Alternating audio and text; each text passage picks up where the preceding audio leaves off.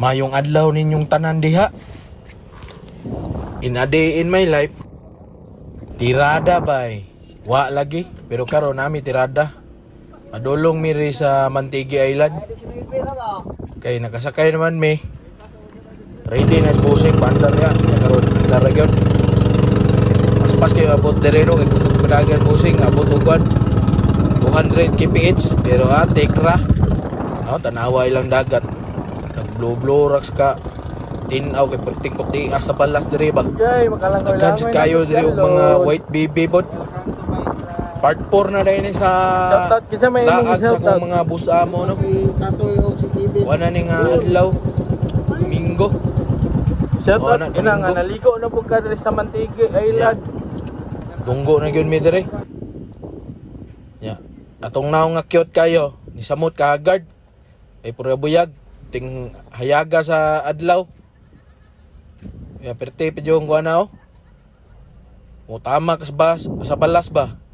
Medyo murag ambot lang. Di ko sure papaig ba. Nice yung kayo diri. Diri mo'y pinakadagan kayo jodoguan. Kining nakita na kong mga foreigner no, mga white baby ba. Mga lokal nga bisita sa mga Pinoy. Halos gilibot na ako ni tanan ning islahan Mantigi. Ko diri sa likod, sa kilid. Dito sa Tumoy hanton nabalik na lang ko sa agi sa akong cottage. Ana sila gibula diha sila mga tarbante diri. Og mga dagan po kay sila kaha diri sa kuno. Tawag nila shield ba na?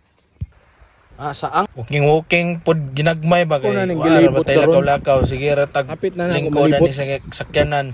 Libot na ako ni og drive Mantigi Island. Mura gipagapon tang nag-exercise ani. Pasingot ba utong totok. Siya rog di ta mo bawas-bawasan na ning lakaw nato, gitoyok nato ning isla. Pila na ka ni ka steps wa po na ko iya pa. Kana lang. Daghan mo ko nakita rin naman na. Nang nanagat ba. Mga residente ra pud siguro dire nga nang ginabuhi pod. Shout out ninyo dia boss. Amping mo kanunay sa inyong pagpaningkamot sa kinabuhi. Daghan po din picnic now kanang mga nang dunggo sad ba nga mga samar pod namo nga bisita ra pod dire ba. Shout out ninyo dia tanan mga ma'am. Busing. Agi ra ko lakaw-lakaw lang. Dol-dol na